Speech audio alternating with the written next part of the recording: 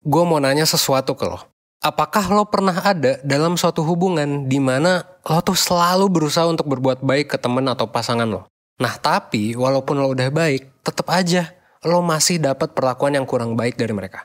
Pernah nggak kayak gitu? Nah kalau pernah, kira-kira gimana sih perasaan lo? Mungkin banyak dari kita yang jadinya bete. Terutama kalau kita mengalami hal itu secara berulang. Dan rasanya ya gue yakin pasti gak nyaman sih.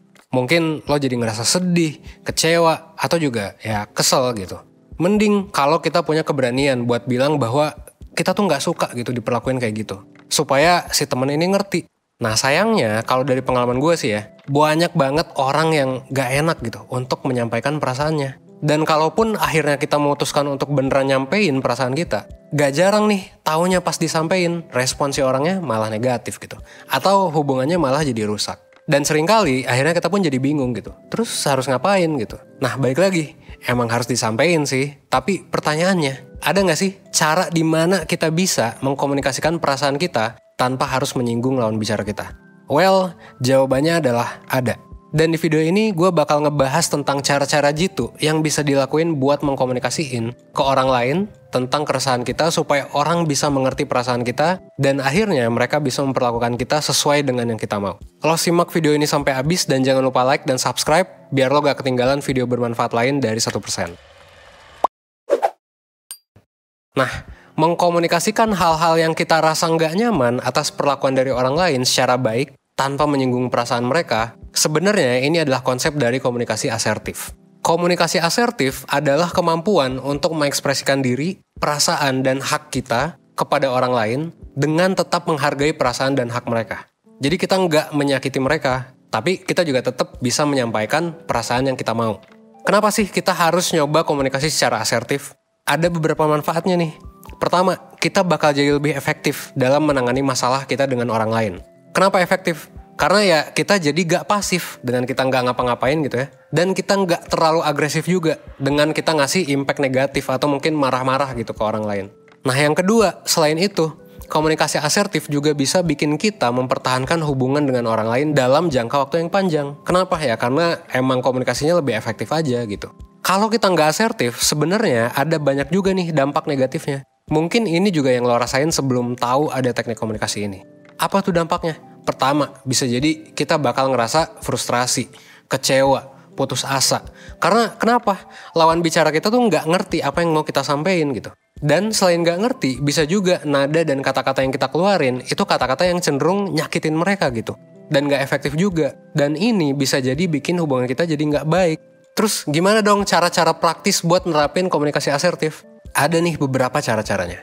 Yang pertama, lo perlu identifikasi nih dan cari tahu batasan-batasan nyaman buat diri lo dan orang lain. Lo harus mulai dengan diri lo sendiri. Mulai dengan cari tahu batasan-batasan apa sih yang bakal membuat diri lo merasa nyaman atau nggak nyaman. Lo tuh nyamannya digimanain sih kalau ngobrol sama orang? Lo tuh nggak nyamannya digimanain sih? Lo perlu paham ini dulu buat diri lo sendiri sebelum nanti lo mengkomunikasikannya dengan orang lain. Kalau yang diri sendiri udah selesai, lo juga bisa mulai cari tahu kira-kira kalau orang lain nyamannya digimanain. Kalau lo udah ngerti batasan dari kedua pihak, ini akan memudahkan lo dalam mengkomunikasikan hal yang lo resahkan. Itu yang pertama. Yang kedua, lo bisa mulai mengkomunikasikan hal yang lo resahkan. Saat komunikasi ini, ingat untuk mengkomunikasikannya dengan menggambarkan fakta atau keadaan nyata yang ada. Dan lo juga bisa kurangi untuk bersikap judgmental ke orang lain.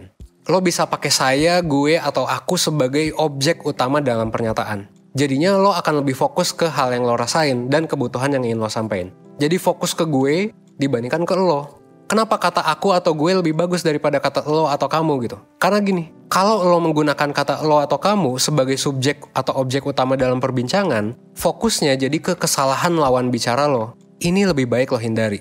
Tujuannya kan bukan buat ngejudge atau mengevaluasi lawan bicara, tapi lebih ke lo menyampaikan perasaan lo supaya dia ngerti. So, dibandingkan lo fokus pada kesalahan sebelumnya yang dilakukan oleh orang itu, mendingan lo fokus sama perasaan lo atas kelakuan dia sebelumnya. Contohnya gimana? Contohnya gini. Ini contoh yang pakai aku atau gue. Misalnya gini ya. Aku tuh sebenarnya kurang suka kalau kamu melakukan hal yang kemarin, karena itu bikin sakit hati.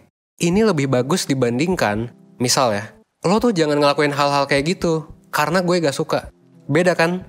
Fokus ke aku dibandingkan ke lo, oke? Itu yang kedua. Ketiga, selain ngasih tahu secara asertif hal yang lo gak suka, jangan lupa juga untuk ngasih apresiasi kalau orang ngelakuin perilaku yang lo suka. Misal nih, kalau orang abis dengerin curhat lo dengan baik, ya lo apresiasi dia dengan bilang terima kasih. Selain terima kasih, lo juga bisa ngasih hadiah-hadiah kecil ke orang yang lo apresiasi itu. Emang sih terdengarnya sederhana gitu. Tapi ini juga biar orang tuh tahu gitu. Oh, yang lo suka tuh yang ini gitu.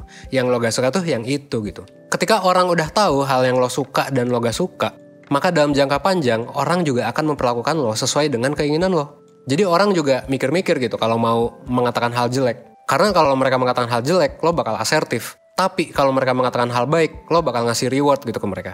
Nah, ini yang harus dibentuk oleh lo gitu. Oke? Nah, cukup simpel kan? Meskipun simpel, tapi emang gak semudah itu sih. Makanya emang harus lo biasain sejak dini untuk gimana caranya supaya kita bisa berkomunikasi dengan baik. Nah, konsep asertif ini juga sebenarnya bisa berguna bukan cuman buat mengkomunikasikan gimana cara di-treat yang baik oleh orang lain. Tapi jauh lebih dari itu. Berbagai riset udah ngebuktiin nih bahwa komunikasi asertif itu berhubungan dengan banyak banget manfaat. Yang hubungannya tuh bukan cuma komunikasi doang, tapi juga sama tingkat kesehatan mental dan pokoknya banyak banget lah hal yang aspeknya jadi lebih baik lagi setelah lo menerapkan komunikasi asertif. Mungkin gitu aja. Kalau misalkan lo ngerasa bahwa lo ada masalah komunikasi, entah itu sama orang tua, sama temen, atau sama pasangan lo, gue mau pesen nih, jangan sungkan-sungkan untuk nyari bantuan.